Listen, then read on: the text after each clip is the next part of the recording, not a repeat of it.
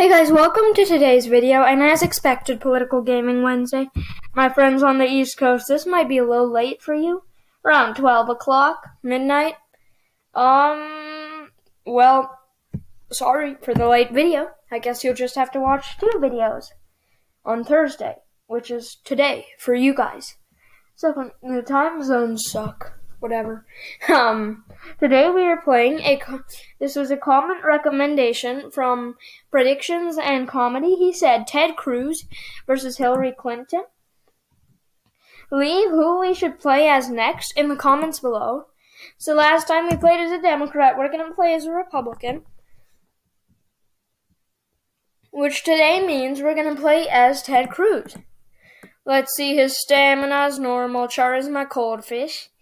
No, I think he's not that. Whatever. Intelligent, smart, media bias, disliked, experience, insider. I think media bias should be loathed, which is even worse. Yes, starting money, rich. Okay. Wait a second. Insider, no, that should be respectable. Whatever. Now we're facing off you. Hillary Clinton, the progressive. Okay, let's do this. Hillary Clinton versus Ted Cruz in the ultimate shake-up battle. Okay, yes, Eagle, you don't need to teach me how to play. I already know. So let's win Florida. That's the first thing we need to do. We should probably... I was leaning blue right now. That's not good. She's doing great right now, which is surprising to me. If Cruz faced Clinton in 2016, my prediction, it would basically be the same Trump map. Maybe he'd do a little worse in in Ohio and Iowa, but in overall, the same electoral map. Oh, that's not what I meant to do. I meant to get the operatives. Oops. Whatever. Let's go and place an ad in Pennsylvania. Everybody likes those blue-collar jobs. Who doesn't like those blue-collar jobs? Blue-collar jobs, everybody's happy. Okay, here we go. 3 ideology points. We can endorse something. Liberty for all. Tax cut seems the best. Everybody likes less taxes. Then we have smaller government. Oh, we are winning in Florida, Pennsylvania, Michigan, and New Hampshire. Haha, Hillary, what do you think now? Very different scenarios. So yeah, let's place an ad in Wisconsin because we need to win Wisconsin, so I just call it that. Let's endorse smaller government. Let's endorse reducing the deficit. Let's endorse... Didn't we already... Whatever, who cares? We're endorsing smaller government again. Weird. Then we'll endorse liberty... Oh my God. Did you see that? Do you see this map? Dude, that's like 0 electorals for her. This should be screenshotted. Let me just screenshot that. I'm going to screenshot this. This map should most definitely be screenshotted. Wait a second. There we go. Meanwhile, you guys can look in the polls. 521. You know what? Maybe that's what I'm going to make the thumbnail. Maybe that's what I am. Or maybe not. Who knows? Don't worry, you'll know if you see the thumbnail. I don't think we'll be able to keep it, though. Yeah, we're definitely not going to be able to appeal to those Californians, those New Yorkers, and Texas at the same time. LOL gets a facelift. What's a facelift? Does it matter? Tucker Carlson tonight. Welcome to the show, fellow Americans. I don't have a live audience. The government wastes billions of dollars. That's why, but it's just so wasteful and corrupt. A big government is inefficient. That sounds like something Ted Cruz would say. The border with Mexico is absolute chaos. Millions of illegals are already in. I'd put the military to the border to stop it, says Ted Cruz. Oh, wait. Hold up, everybody. Hold up. We forgot something.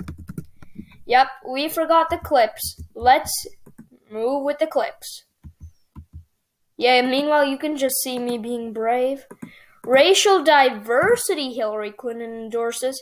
I don't see how you can endorse that. How do you endorse racial diversity? I'm gonna make America more racially diverse. How? What? Whatever.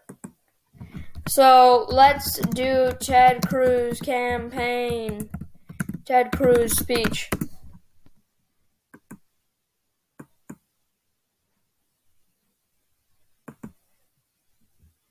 No. There we go. We got the Cruz on border crisis.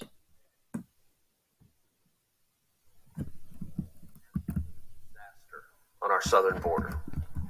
The crisis that is unfolding is a humanitarian crisis, it is a public health crisis, and it is a national security crisis. There he is talking. Just over a month ago, I led a group of 19 senators to You go to our guys seem to enjoy the clips. Tell me if you don't want the clips. Representing Texas, I've been to our because southern when border I do put the clips, many I get times. more Rio likes Grande than Valley, views. This was by Well, of far course, views the worst doesn't I've really ever seen. affect anything. But you do need to watch a tenth of the Crossing video. illegally, So. a caravan, one after the other, and all of this is man-made. We saw facilities that were packed at over 1,700% their capacity in the midst of a global pandemic with a 10% COVID positivity rate.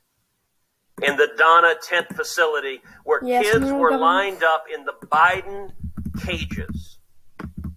For 4 years, the press talked incessantly about kids in cages, and what was never reported is that Barack Obama built the cages, and Joe Biden is building more cages. They're bigger cages, and they're more full. In those Biden cages, we saw little boys and little girls, not 6 feet apart as you would want during a pandemic, not 3 feet apart. Rhode Island and Vermont leading to us now. Lying on the floor, side by side, no beds, no mats, no cots. Packed in as tight as they can be, wrapped in emergency reflective material. There he goes. Over 10% COVID positivity. The Biden administration barred the press from access. On our trip to the border, ABC News asked to embed with the 19 senators. Fox News asked to embed with the 19 senators. The Biden administration said no, and their reason was COVID. They said one cameraman from ABC was an unacceptable risk of COVID. Never mind 4,200 people crammed in a facility with 10% COVID positivity. One reporter, they said, was a COVID risk. We have a number of cameramen and women standing here. You know just how ludicrous that is. By the way, the Trump administration allowed the press in. The Obama administration allowed the press in. The Clinton administration did. The Bush administration did. But not Joe Biden. Okay, Joe Biden wants the world to cover up and hide this crisis that he has created. Wait, that's interesting. He praised Obama and Clinton, kind of. Political minder from Washington, D.C., who jumped in front of the camera and screamed at senators, "Do not show these images to the American people." Ted Cruz and Ronald Reagan, that sounded like a good Joe deal. Biden made. Halting construction of the wall on week 1 in office. Actually, I believe he's actually continuing the construction of the wall. And most indefensibly, ripping up the international agreement, Remain in Mexico, that had produced last year the lowest rate of illegal immigration in 45 years. Remain in Mexico was an incredible success. So what did Joe Biden do? Let's go to 13. We have right now today Week 13. Immigration in 20 years. Wait. 178,000. Who is Clinton's VP? Let me just check that.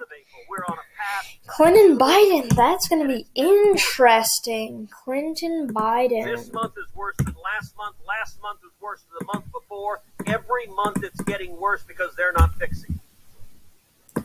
Okay, there he But goes. as it's getting worse and worse, the corporate media has stopped covering. You turn on the 6 o'clock news and suddenly the Biden... We're on the Ben Shapiro show. Tariffs are generally a bad idea. They put the government between the buyer and the seller, results in a higher cost for everyone involved. What is your position on tariffs? Tariffs are important for trade negotiation. But that doesn't mitigate the disaster that's playing out in our southern People who argue that we used to have essentially open borders ignore the fact that this was before we had a tax-supported social safety net. What do you think about illegal immigration? Illegal immigrants need to be deported. I would say to the folks in the media, anytime you're standing in front of the president or vice president, the very first question should be, why haven't you gone to the southern border to see the crisis, to see the little boys and little girls being physically abused, sexually abused because of your policy failures? And by the way, the reason they don't go, there's an answer to this, is they know if they go, they'll bring TV cameras. They know if they go, the press will be forced to cover it. Kamala Harris has been to the Canadian border as vice president, but not the southern border. The last I checked, I find it funny how Republicans just emphasize Kamala Harris has been in the northern border, and then they just keep emphasizing that's nowhere near our southern border. Like once I saw this tweet of Kamala Harris, she was tweeting, saying, "I'm going to New Hampshire," and somebody replied, that, oh, I didn't even go to college, but I know that's nowhere near our southern border. It is inhumane. My opinion? Well, you'll find out. No, just kidding. I don't know if you'll find out. If you put in the question on the Q&A, then maybe, yes. Researching. Scroll. Well, yeah, maybe. Senator Ted, thank you, Mr. Chairman. Thank you to the witnesses who are here today. So you should probably put some questions in the Q&A as well. We've already got so many questions, regulation of firearms in this country. And we're gonna get more. In this hearing, Bruh, Hillary Clinton, you literally fixed that spin doctrine. Like, good thing I had two. You cannot stay ahead of the Cruz. Well, she just endorsed transgender rights. I wonder how that's going to play out. That's nonsense. It's simply not the case.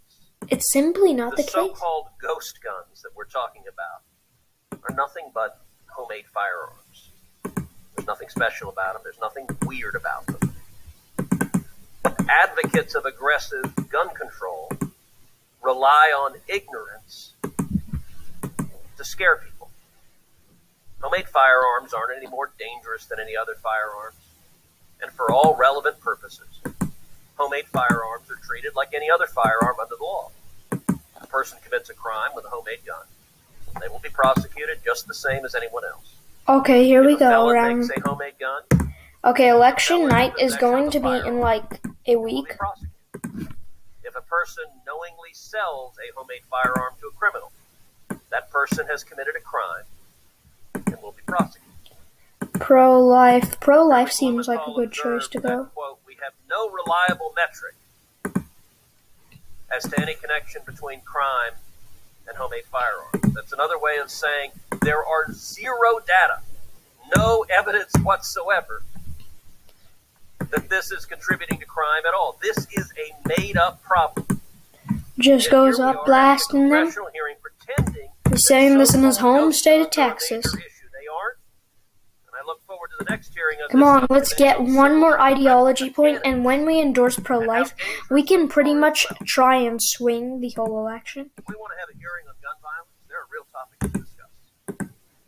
Gun violence and violent crime is a real problem in this country. It's not the made-up problem of ghost guns, but in 2020, gun violence soared to rates not seen in 20 years. With over 19,000 people killed by homicides and unintentional death, not including suicides. Time magazine. We're about to go to election night. Surged in the city of Chicago in 2020 with shooting It seems like we're going to do well. increasing by over 50% and homicides by 55%. But it says we're losing the popular vote in the polls. New York. I don't believe that. Murder rates increased I don't think we're going to lose if we have all these states on our side. And by 37.5% in Philadelphia compared to 2019 rates.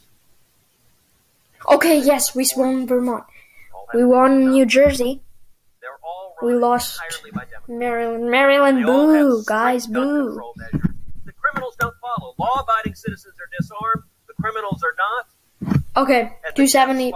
We're the president. Hey, Cruz, you can stop campaigning now. There you go. We don't need you. No more campaigning. Oh, Cruz. Ooh, Cruz is a sweeper. Let's see. Cruz defeats Clinton in the race for the White House. Interesting. Interesting. Exit polls. Here are the exit polls. You can stop and look at them. If you want, just pause the video. There you go. Here, 56. We got over 55. That's considered a popular vote landslide. And that's it for this video. Thanks for watching. It really helps me out.